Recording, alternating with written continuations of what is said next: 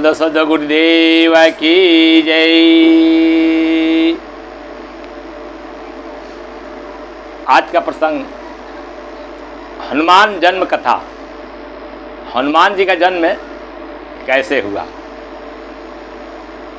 आदिकाल में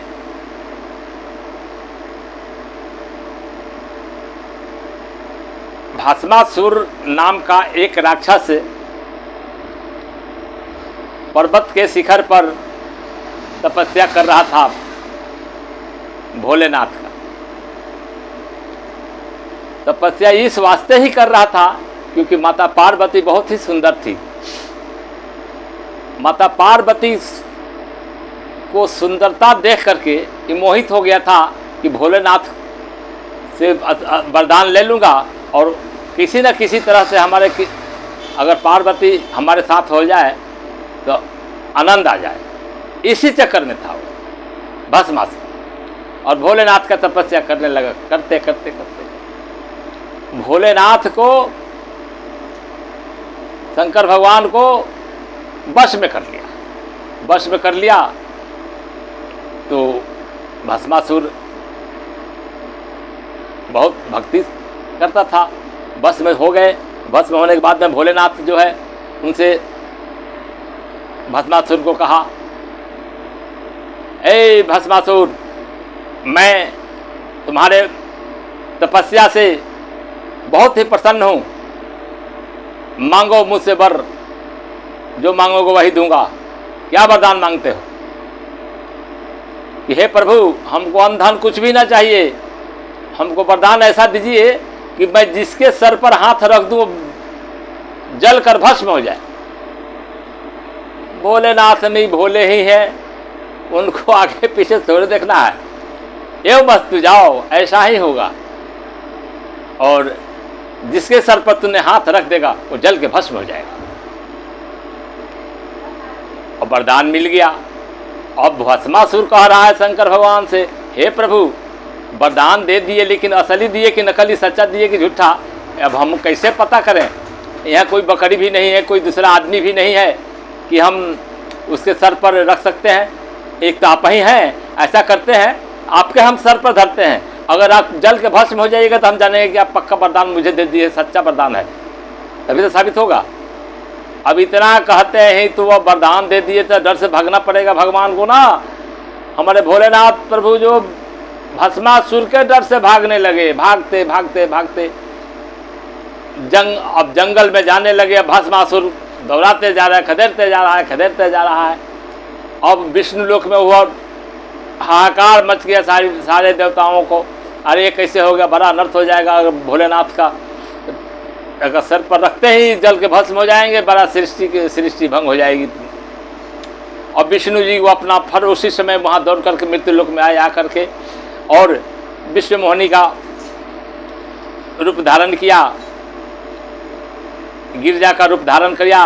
गिरजा का रूप धारण करके और भस्मासुर को आवाज लगाया कि ए भस्मासुर, उधर कहाँ जा रहे हो? अरे ना बूढ़े को पकड़ने जा रहे हो। अरे बूढ़ा के पकड़ने जा, बूढ़ा तो हमारे साथ में था और तथैया का नाच करता था। हम उससे बहुत खुश थे, लेकिन उसको बूढ़ा जानकर हमने छोड़ दिया। अब तुम जवान हो, आओ मेरे पास। तथैया का नाच अगर दिखा देगा, बूढ़ा जैसे नाचता था, अब तेरे से मैं खुश हो जाऊंगा तो तेरे से ही शादी कर लूँगा। और गिरजा रूप विश्व मोहिनी सुंदर लगी। अब नारी की बात में आ गया भस्मासुर। तब बोलो नाच, तो नाचना शुरू कर दिया। नाचते नाचते पसीने पसीने हो गया भस्मासुर। बोला कि खुश हो गए ना? बोला कि नहीं, ऐसे तेरे बुढ़ा नाचता था, तर कैसे नाचता था?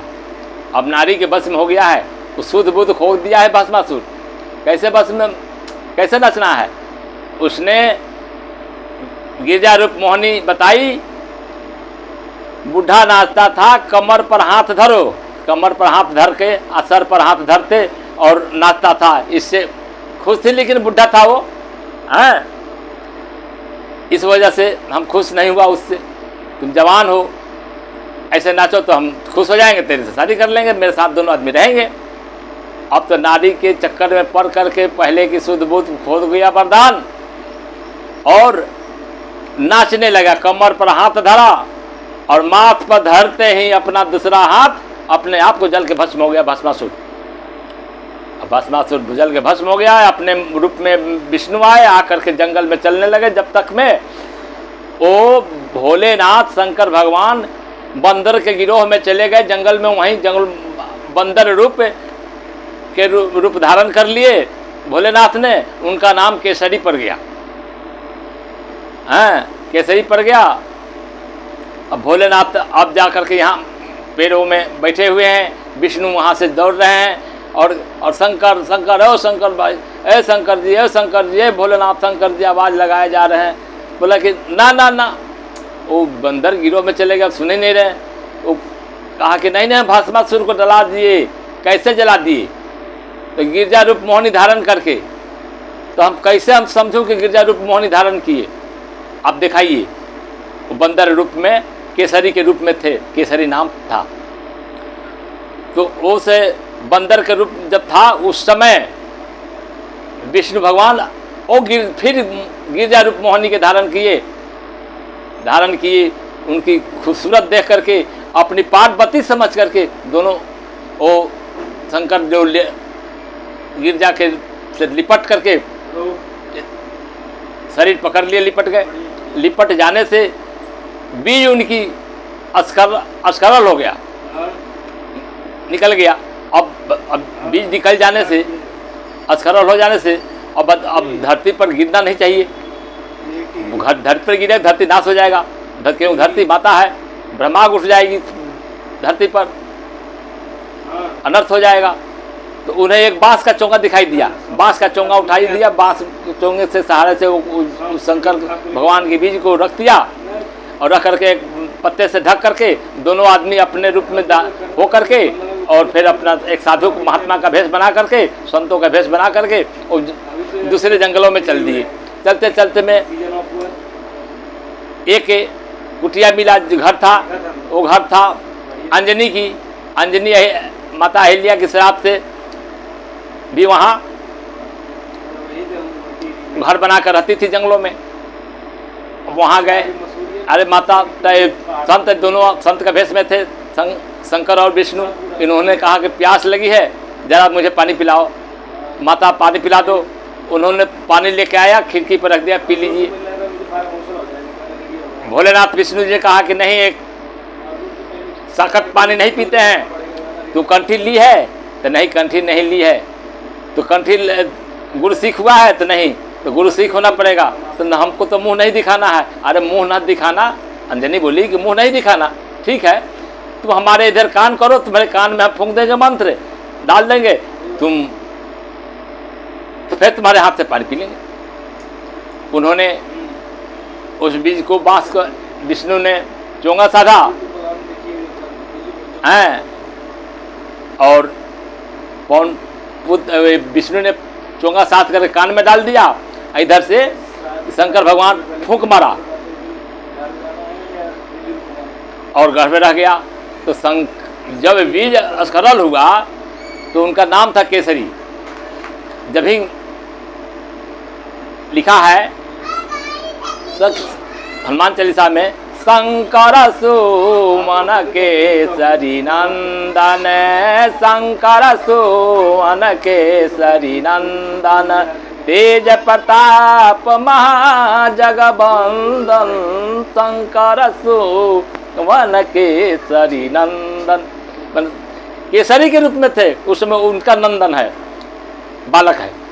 और यहाँ पर आ गया अंजनी के पास कि अंजनी पुत्र पवन सुत नाम। अंजनी से पैदा जब हुए तो अंजनी पुत्र पवन सुत नामा, अंजनी के पुत्र हुए और पवन सुत नामा। सुत मन बेटा, और पवन जो फूंका गया उसे गर्भ रह गया और वो सिकुड़ गई।